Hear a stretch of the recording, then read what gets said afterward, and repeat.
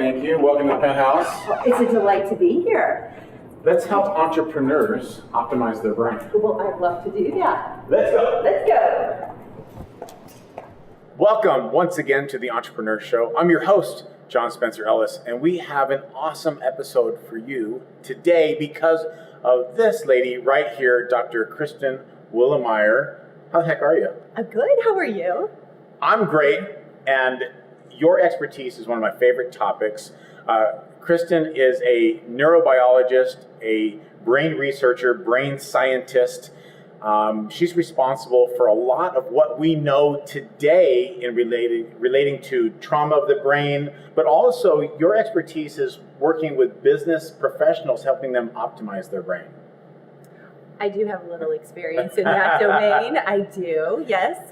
So normally in this show, people's credentials don't matter as much. Because they're either good at it or they're not, or they have experience or they don't. But I think in your case, it's important to talk about your credentials. You have 4 different academic degrees. I do. Would you like me to share? Yes, please do. All right. So my undergraduate degree is in psychology from Boston College. I then went on to UCLA, got 2 master's degrees, one in physiological science, specifically in the area of neuroendocrinology, looking at how hormones act on the brain. Oh, wow. And then I went into neurobiology and also completed a PhD in neurobiology. In that degree, I worked on studying Parkinson, so the genetic form of young onset form of Parkinson's disease, mutations in Parkin1. I know that doesn't sound very exciting. No, I think it's fascinating. It's really understanding what happens at the cellular level when we have degenerative diseases. So following the completion of that work, I also worked with the chair of neurology over at Cedars-Sinai, continuing to do that work. And then I left and became the director of research for the Amen Clinics. And Sure. I know you're familiar with Dr. Amen. Of course. And at the Amen Clinics is where I really got to take the information that I learned in the laboratory setting and take it to the clinical setting. Mm-hmm. And at the Amen Clinic, so we've studied a variety of psychiatric disorders, anxiety, depression, ADD. We did the world's largest brain imaging study in professional football players. And why that study was so exciting is that we did a brain rehabilitation study in that particular group. And that helped to inform our protocols that we utilize for everyone, for CEOs of companies, for people who have memory disorders. So we really started to unfold a brain optimization program from that work. Interesting. I was just thinking back because sometimes executive coaching for CEOs, C-suite executive, things like that, is taken from sports coaching and sports performance. Right. And now here we are again taking the brain research of injured athletes and top athletes and now applying that to entrepreneurs and business executives as well. Yeah, that's actually a really interesting link that you bring up because pro athletes are the top of their game, right? So they've done all of that training. And I think what's really important here is, and we didn't know this until we actually started working with the athletes, we didn't realize how much trauma to the brain they had and how that was impacting their performance, their ability to focus, their cognition, and among other things. So we were able to translate really the rehabilitation component of that and use it on our patient population, which happen to also be CEOs. As I'm thinking about this, there's also a transference of skills from sports to business, and some of it which allows for success in business are the mental components of determination, focus, understanding game theory, and the ability to have distraction control, and also the ability to have a long-term desired outcome and to stay the course. Right, determination, ability to strategize, ability to think quickly, ability to pivot quickly. So if you think about in a sports situation, you have so many moving pieces happening, and a quarterback, for example, has to really shift gears quickly. And when we think about brain function, we go, okay, we want to make sure they have a good cerebellum. Cerebellum actually helps us with coordinated thoughts and coordinated movement, and that connects to our frontal lobes, which allows us to make good decisions. So the brain plays an important part. And in pro athletes, when you're exercising, you're actually working at developing different parts of the brain, which is why in a brain health protocol, we really stress continuing doing exercises and actually shifting the types of exercises you do. You know, you've got strength training, you've got cardiovascular and endurance training, but again, like you do boxing, there's rowing, there's various types of disciplines that you can do that can actually help support your brain function. By the way, because of a lot of your influence as well, is why I'm not going to compete in any more martial arts, even though I still train like a madman, and but I do not want any trauma to the brain. It's not worth it to me, and I can still train very hard, and I can do other arts and still do different things. So it's because of that, and because of also what I've seen with so many athletes. Right. From your work with the NFL study, but also from a lot of the guys I know who have been in the UFC and other top organizations, they have challenges now that they've gotten older, and it's because of that. And you know, the topic is brain function and brain optimization and all that. And we have our French bulldog here on set. We're going to let her roam through here. That's okay. What happens is, a lot of these people, and when they transition out of sport, they want to do business or something like that, but their brain doesn't allow them to do it. It's actually holding them back. Even though they have determination, they have a hard time with focus. Because they've taken trauma to the prefrontal cortex, they have a hard time understanding emotions and facial recognition, so they have a hard time developing quality business relationships. Right. So it's really interesting. Well, and you might have just slowered reaction time. So remember, if you're playing a collision-based sport or you've had several traumas to the brain, you're damaging the delicate neural networks in the brain. And so what we want to do is help to restore that connectivity. And the thing that I like to share with people, we always say it's never too late to change your brain function. It's never too late to help improve blood flow to the brain, to help improve the neural connectivity.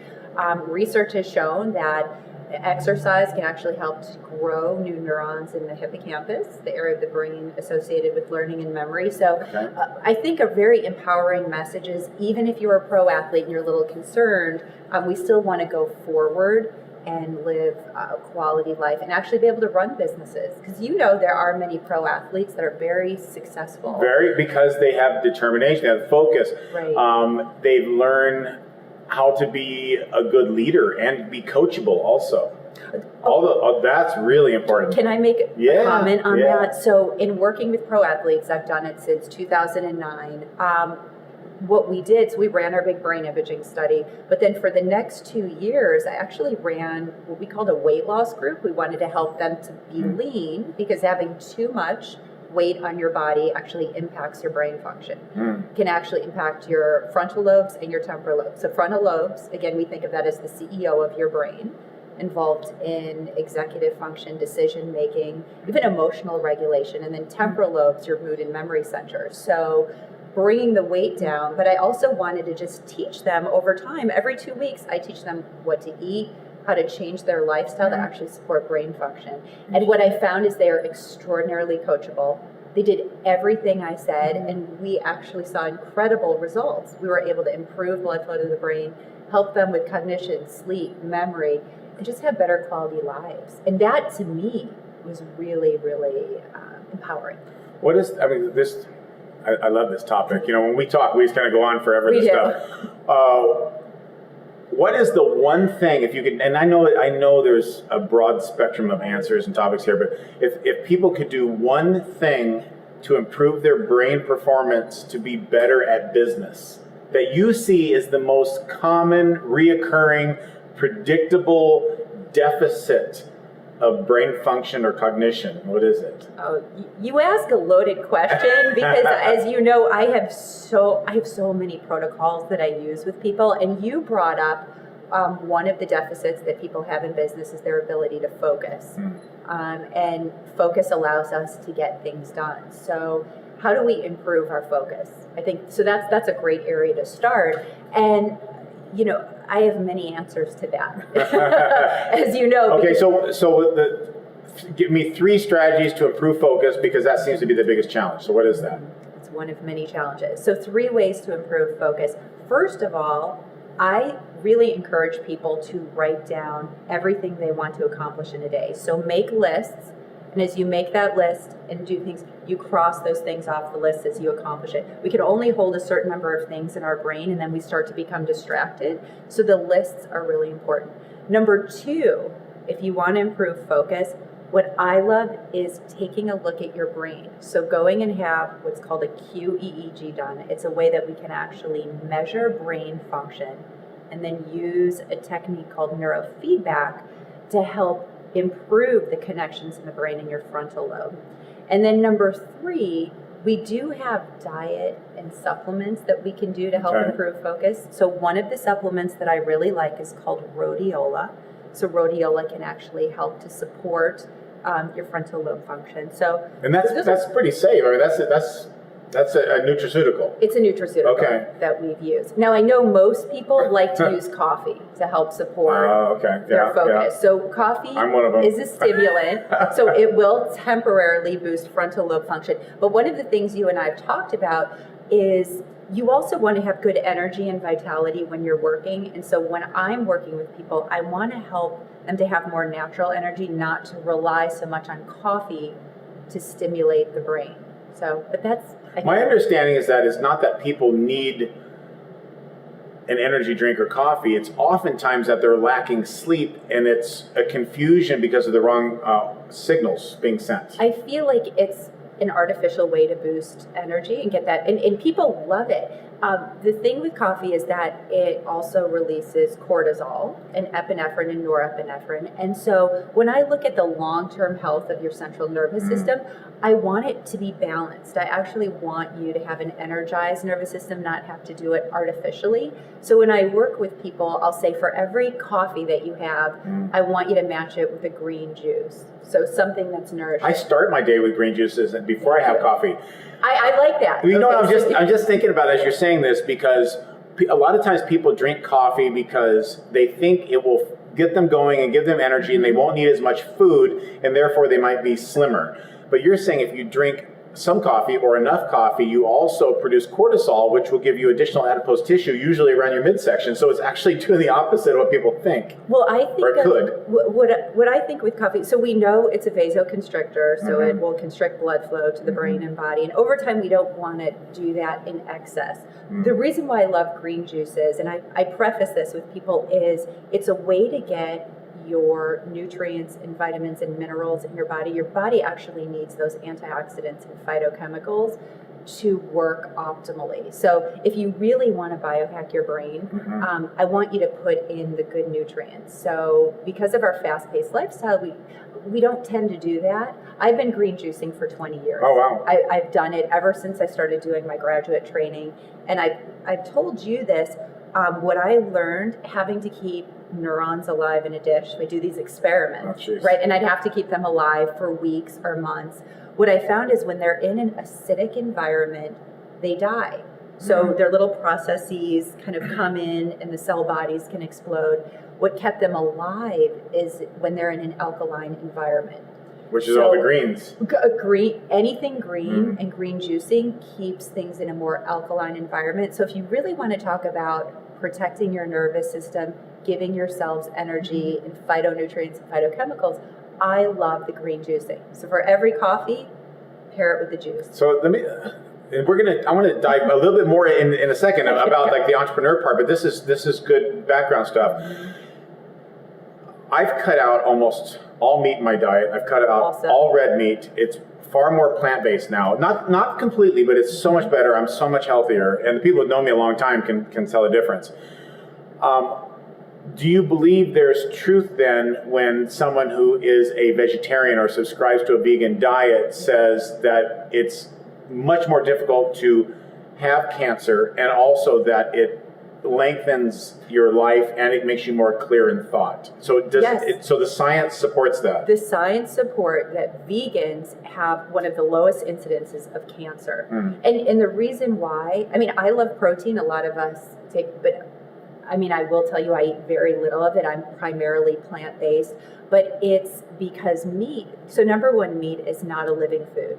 So if you want to think about keeping your brain alive, think about living foods. That's why nuts, seeds, fruits, vegetables. Think of things with life force. A protein we cook it, right? So it's really kind of a dead food. So by the time we take it into our body, yes, it can help with our muscle growth. But when you think about the health and vitality of your cells, the more living foods you bring in, the better. But also some fruits and vegetables, you can't extract all the bioavailable nutrients unless they're cooked at least partially in some cases. You can do a steaming. Right, So yes, right.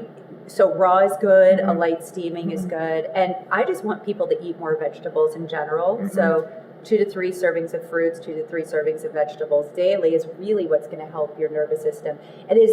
And I mean, you and I have talked about this, as we get older into our 50s, 60s, and 70s and get more concerned about degenerative diseases, the cellular pathology for it is starting 20 years before you have the diagnosis.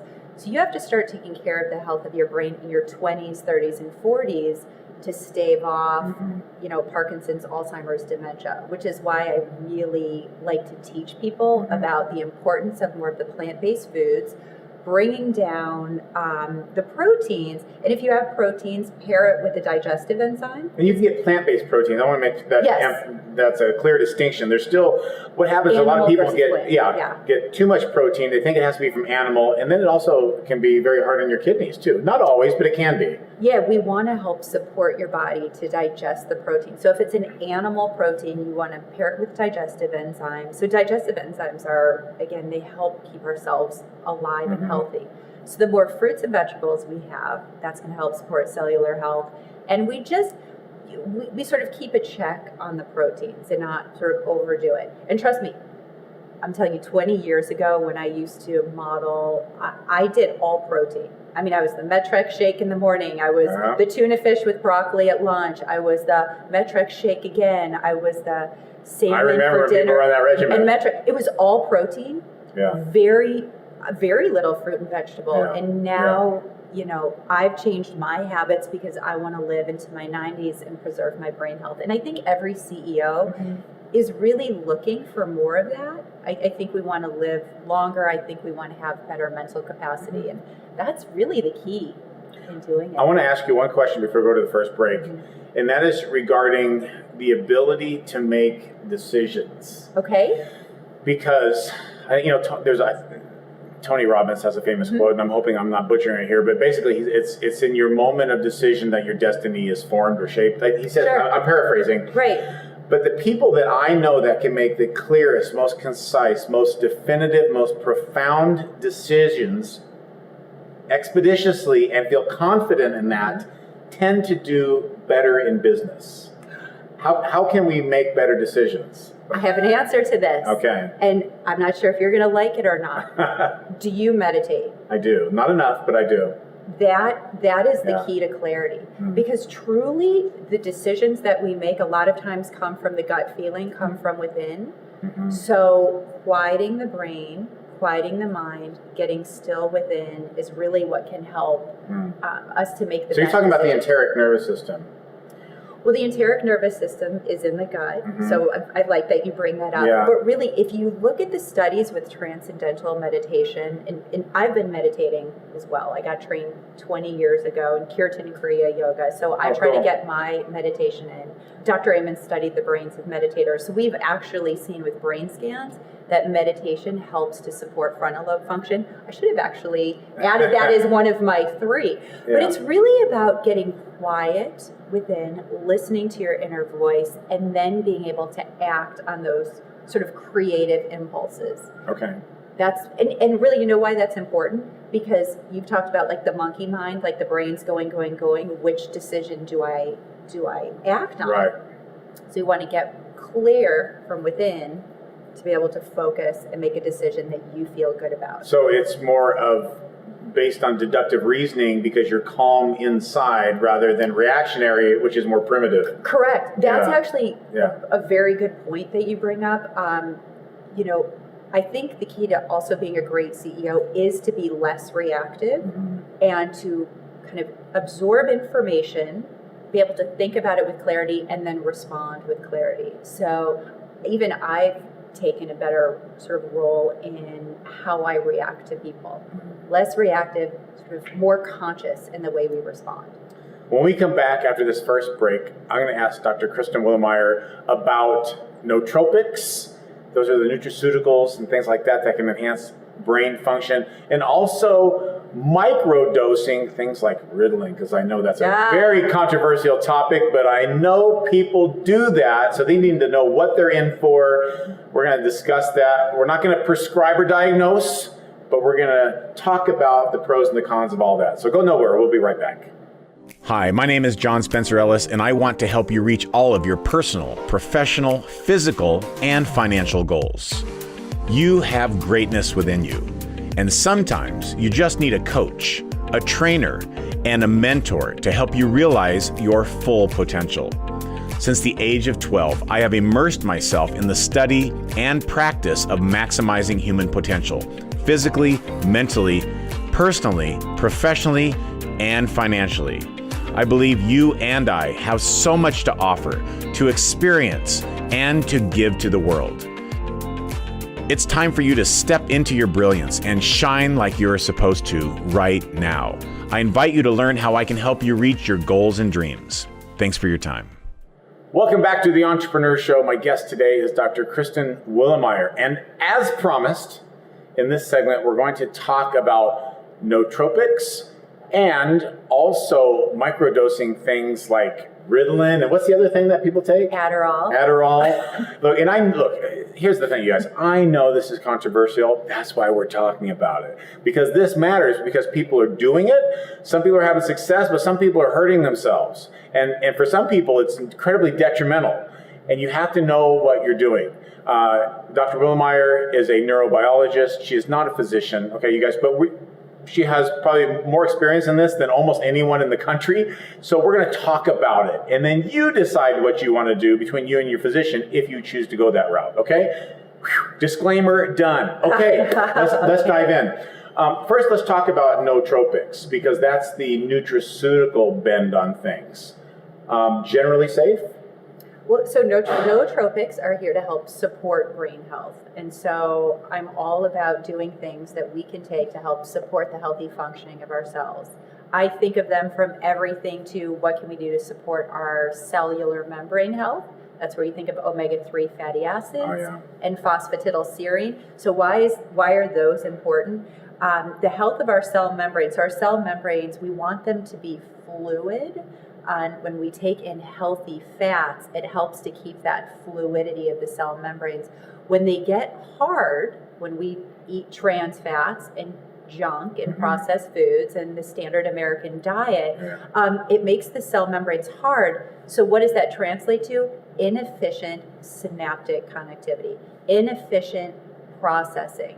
So people ask me, how do I have healthy brain function? Well, if you don't have enough healthy fats, which you can supplement by taking phosphatidylserine, omega-3 fatty acids, then over the lifetime of your brain, you're going to start to have these cognitive inefficiencies. So those are some of the simple things. But then we also think about how can we help support blood flow to the brain. You have things like Ginkgo biloba. You have things like vinpocetine. So those help to open up and dilate blood vessels. I've always heard so much controversy about Ginkgo. Does it work? Doesn't it work?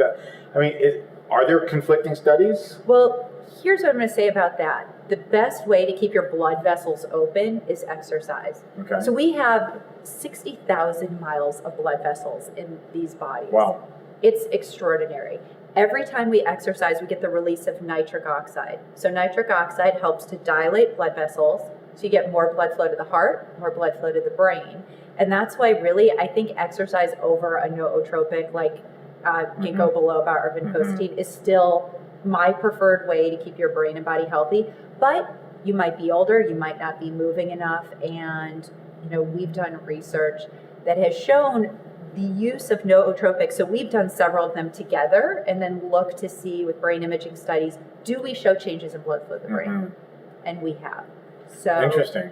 That's why, I only support what I've actually seen work clinically. That's why I love talking about nutraceuticals. What imaging device, or what are you using to measure the change? So we've used a few different imaging modalities. So at the Amen clinics, we use brain SPECT imaging. Right. And SPECT imaging is essentially a nuclear study of the brain where we can measure blood flow and activity patterns. So it really allows us to gauge if we give a nutraceutical, do we see changes in blood flow? Another way we can image to see if a supplement is doing anything in the brain is through QEEG, quantitative EEG, which is EEGs are a measure of your brainwave activity. So what we can do is do a baseline, then give somebody a nootropic or a supplement, and then see 1 hour later, are we seeing changes in the brain? So through the use of electrical and functional imaging, I've been very lucky to have the ability to see, does this work? Does this not work? What kind of doses work? And I'm sure it depends on the people too. It does. So let's just say, this can be, we can go way down a rabbit hole here, and I can nerd out on this stuff all day. Let's just say that someone is a 30-year-old entrepreneur, doesn't matter if they're male or female unless it matters for the study, male or female, 30-year-old entrepreneur, and they want to take one nootropic to improve brain function for being an entrepreneur. Is there one that outshines the others? Or is it a synergistic effect? So when I think about that question, you're asking me, how does an entrepreneur have the healthiest brain function possible? Okay. And what I might say is, I would green juice every day. I love spirulina. So spirulina is not a nootropic per se, but it's a blue-green algae. I was told it helps with DNA health, chromosomal health. So here's how it works. It's a gentle blood detoxifier. Mm-hmm. It helps to gently pull, chelate heavy metals from your cells. Okay, well that would reduce the aging cycle process of the cell. Right, so overall what it's going to do is to help to give more of a protective effect on your DNA. So again, it's nutrients for your cells. So I think of spirulina like a multivitamin. So if I'm going to give somebody some advice without having looked at their brain to actually see how they're performing, I'm going to say green juicing, spirulina, omega-3 fatty acids, plant-based diet, I do this all every day now. Raw foods as much as possible. And I tell a big difference. Yeah, if you're cooking your meats, pair it with a digestive enzyme and clean fluids. But those are a lot of things, and if you do those over time, over the course of weeks, months, decades, that's going to keep your brain the healthiest. Now, if we image your brain and I go, okay, I want to help improve frontal lobe function, which I think is what we're getting at because you brought up Ritalin. All right, because what is Ritalin really doing? Ritalin is helping us to focus. People take Ritalin for focus and energy. So I might start by saying, okay, you're having a tough time focusing. This might be a genetic predisposition. Do you have ADD in the family? If you do, this really might be sort of a physiological, neurobiological issue that you struggle with. And I mentioned neurofeedback before. I love neurofeedback. So it's like going to the brain. It's like going to the gym for your brain. Oh, okay. Easy to do. You do 20 to 40 sessions. So they'll work with you to help restore the neural connectivity in the frontal lobes of your brain. So that's a nice non-pharmacological approach to helping brain function. Now, if you are really struggling, you may go down that rabbit hole and say, I want to take a stimulant med. And this is where you brought up Ritalin and Adderall. So in working in a clinical setting, especially in psychiatry, we get this question a lot. I want to take a stimulant med. Should I? So sort of the way we like to treat it, very natural first. So you go natural first. Can we do it through supplements? And can we do it through neurofeedback? Can we change your diet? And this is where protein foods help. So having more proteins every time you want to focus is helpful. Really? And so I might say an animal or plant-based protein is sort of would be my more preference. Easily digestible. Right, and just better for your brain health. So if you want to improve focus through diet, have more protein. You could do protein shakes, which is a great way to start your morning. But if we can't do it through diet and through supplements and through neurofeedback, so the next step is, do we take a stimulant med? Do we take an Adderall or a Ritalin? Those are controlled substances. So you do need to work with your doctor and get a prescription and actually have to be diagnosed. So if I don't know what the dosing is, well, let's just say, how much smaller is a microdose from a regular dose? So, we might start somebody on a 5 milligrams of Adderall. And so a full dose would be? So some people take 20 milligrams. It just depends on the body size, probably. It depends on the person. Are we dealing with a child? Are we dealing with an adult? But, small doses are 2.5 milligrams, 5 milligrams. The reason to take a stimulant medication is if it is impairing the quality of your life, if your inability to focus is impairing your ability to perform your job to the best of your ability, are you not paying bills? Are you not getting your homework done? Are you late to every appointment? Can you not get up in the morning? I mean, there are definable sort of symptoms that are associated with people who truly cannot focus. And it's impairing their life. So I'm thinking, when you say that, I'm thinking of like this, imagine this imaginary line here, you guys. This is like a threshold of doing stuff the way you should do it, right? So if you're here, it can bring you up to here. But if you're already at the baseline, what happens when you try to go to this point? Is that too much? Are you playing? We have a dog barking on the set. Hey, puppies! We're doing a TV show here. She said, "I feel like I need to weigh in, Dad." I think that dog might need a little Ritalin. Just saying. Yeah, I don't know about that. I might do a GABA or something to calm her down. I'm just kidding. Oh my gosh. So you're getting to the point where, okay, you feel like you're optimized, but you want to take your brain to the next level. Should you take a microdose of a stimulant medication? I might say, and this is just be more conscious about your choices. And I'm always going to be on the side of how am I supporting your central nervous system and your brain health? Because when we optimize the way your brain functions through clean foods and nutrients, that's when you're going to actually perform your best. A stimulant medication, any medication, remember, it has to be processed by the liver. So I think That's stressful too. Yeah. It's stressful on your liver. Any stimulant is going to sort of rev up your sympathetic nervous system. So there's your sympathetic nervous system, which is fight or flight, and then there's parasympathetic, which is rest and digest. In a healthy person, I want those balanced, but in somebody who's drinking too much coffee, sympathetic goes up. In doing a stimulant medication, sympathetic goes up. So you're sort of up. Okay. And I get it. People thrive off that. Some people need it. Yeah, but there's also, you get to a point, you're like, man, I just need to chill out. Right. And if you realize that and you verbalize it, it's probably past the point of being optimal. Well, I think as a CEO, you want to do the best for your brain function. I really think of your overall health and vitality and longevity. And, you have to ask yourself, are the short-term gains worth it? Is the short-term gain of taking a microdose of Ritalin, especially if you don't have a formal ADD diagnosis? So, let me ask you that. We're going to wrap up this segment here because when we come back, we're going to talk about just some quick strategies for optimizing your brain performance as an entrepreneur. But let me just ask you this. I'm going to close with this segment here. Sometimes the medical association is good at creating a label so then they can create a billing code and then make pharmaceuticals. It happens all the time. We're not hallucinating. Do you think ADD and ADHD are real, or do you think it's just a personality trait that they had to quantify somehow and then now there's medications for people who feel they fall in that classification? It's real. ADD, ADHD is real. It impacts people's lives. So it's really a childhood disorder. And remember, the brain is developing from birth all the way till we reach 25.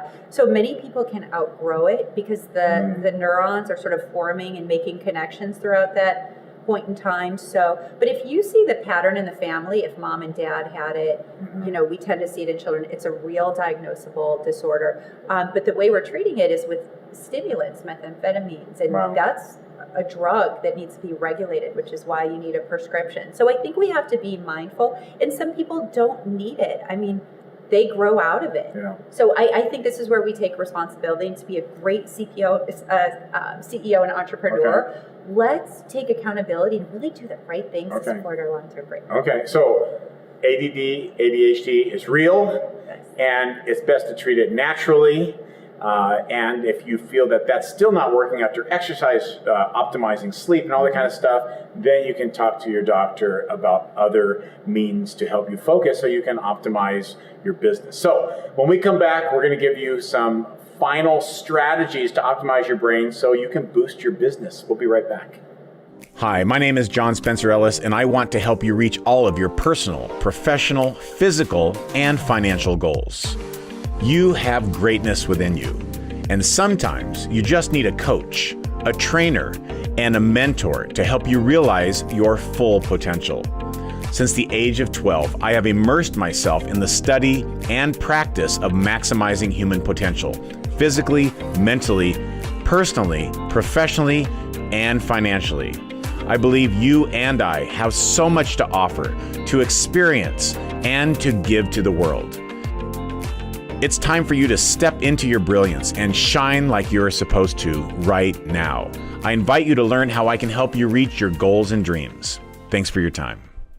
All right, welcome back to this third and final segment of the Entrepreneur Show. My guest is Dr. Kristen Willeumier, brain scientist, neurobiologist, pretty darn smart lady. Okay, so here's what we're going to do. In the final round, I'm just going to throw out a bunch of questions. You have no idea what I'm going to ask, which is awesome. I'm in trouble. So this is going to be interesting. Okay, what's the average weight of the human brain? 3 pounds. Who has a larger brain, men or women? I don't know who has the larger brain. I think it's men. Men have a larger corpus callosum, which connects the left and right brain. But Okay. I think size differs. Okay. Are there skill sets that men and women are predominantly better at than the other gender? When looking at the difference between male and female brains, females tend to be more intuitive. They tend to be more collaborative. They also tend to be more emotionally connected. Okay. Men tend to be more competitive and more... None of this is a surprise. That first sentence is a surprise. It's just, yeah. Okay. The brain continues to develop until what age? 25, that's when it reaches full maturity. Okay. What is the last part of the brain to develop? I don't know if we know that, but I know the frontal lobes are sort of the last ones to come That's what I was online, thinking. which is Yeah. why parents out there who are watching a child driving a car at 16 still monitor them, because that is a developing brain. Right. Okay. And don't let your child get married before the age of 25. Because, For that reason. well, it's decision making, so you need to be there to help support them to make good, conscious choices. Okay. If someone has cognitive decline, Alzheimer's, senility, we'll just group those together right now. Dementia. I know, dementia. Okay. How much earlier in their life are things happening that if we could look at the brain, we would know how to redirect or perhaps correct course? So the cellular pathology of those diseases happens 20 years before you have a symptom, a diagnosable symptom, which is why you want to start doing healthy brain habits in your 20s and 30s. Okay, and healthy brain, yes, which is why exercise. Exercise, diet, and lifestyle are 85 to 90% going to determine your fate. Okay. One thing we didn't mention is Kristen is a contributor to you are the author of the Brain Fitness Coach program from the Correct. Spencer Institute. So if you guys are interested in all this and you're a coach and you want to learn about the brain, this actually ends up being a shameless plug, although I wasn't going to go there. But I was just thinking about it. So the Brain Fitness Coach, if you guys are interested, you go to spencerinstitute.com. But also, you were one of my experts that I interviewed for the Sleep Science Coach, because sleep is so imperative to optimal brain function. One of the things, talk about a couple things that happen to the brain during sleep and why that's so imperative. 2 really important things happen when we sleep. Number 1, it helps consolidate our memories from short to long term. So if you want to have great brain health and healthy cognition for life, you really want to get good quality sleep. And you need to get into that deep REM stage. That's really imperative. So there's ways you can get the Fitbits to actually monitor if you're getting to REM sleep. Oh. So that's number 1. And number 2, when we sleep, our brain clears out the proteins that get misfolded and lead to Alzheimer's disease. Misfolded? Correct. So, Never heard of that. Yeah, that's what It's leads folded. to, he's excited, to Alzheimer's disease. So really, I mean, when I was young, I used to stay up all night. I didn't really care about sleep. Then I actually started learning about the brain and realized, oh my God, we need sleep to help protect us from degenerative diseases. So those are two critical reasons to get sleep. And also, I know a lot of the people, again, who watch the show are entrepreneurs and they're health enthusiasts or advocates or instructors. You have to know more about the brain and sleep's role with the brain if you want your athletes to perform better, if you want people to be able to manage their weight better, and also if you want to do better in your business. I know just actually implementing the things that you've taught me about improving my brain health and with nutrition, since I've changed that, I'm actually sleeping at about an extra 30 to 45 minutes a night. And it's made a huge, huge difference. And I'm just so excited about this because for me, I've been going through this transformation for like the last year of diet, lifestyle, nootropics, anti-inflammatory diet, all these things, and also brain training, all these things at once. And it's a lot to take in, but the change in 1 year is so profound that I want other people to experience it as well, because it's actually allowed my company to function better. I'm more focused on the company. I'm better able to make better decisions, and also, which is difficult for an entrepreneur, is to understand better what's in your wheelhouse so you can relinquish control when you have to and when you should to other people who can do a better job. That's a great role of a CEO, is knowing what roles you should do and what you should delegate to others. So I think that's really smart. And one other thing I wanted to add about sleep, which I don't know that a lot of people know, is for every hour of sleep that you get before midnight is worth 2. And we won't get into that now because of circadian rhythm. So getting to bed by 10, actually, instead of starting at midnight, can help support your overall brain health. Okay, so let's just say, because I know a lot of people who are in the creative space, like people that are in crew for media, and the camera here, I know a lot of them stay up late, they look at the monitors, they work in late, the creative people tend to stay up later. It's just, some of it is a norm because of that subculture, and some of it is that's when you can be creative. It's also sometimes that's when things are most quiet. But they often have health challenges over time because of that, because I've worked with some of these people in media so long, that's my concern from them. You want to get with the natural biorhythm of your body, and when it's dark outside, we should be sleeping. There's important processes that are going on in your cells, right? You're releasing toxins, the body's relaxing, consolidating memories. So we really want people to sleep when it's dark out. It's kind of one of the hardest things to change. Especially in Las Vegas. And, oh, God. We have blackout shades. You have to. You have to have blackout shades. So for your brain health, getting your sleep, I know it sounds wild, but I've been working with people with sleep problems for, 15 years. And sleep is probably one of the most essential things. Good quality sleep. So we want to make sure you get up feeling vital and well rested and have energy. And really that's the premise behind a lot of what I teach. Because if you have energy, you can be creative, you can make good decisions, and you can make more money. That's right. Optimize your brain, optimize your business. It's that simple. Dr. Kristen Willeumier, how do people learn more about you? You can reach me at my website, which is drwilleumier.com. That's WILLEUMIER. And John, it's such a pleasure to be here with you. Thank you so much. You're awesome. I love this stuff. We got to have you back because this is critical. If you don't have an optimized brain, you will not have an optimized business. That's just the way it works. All right. Thank you so much for watching. We'll see you next time. Bye-bye.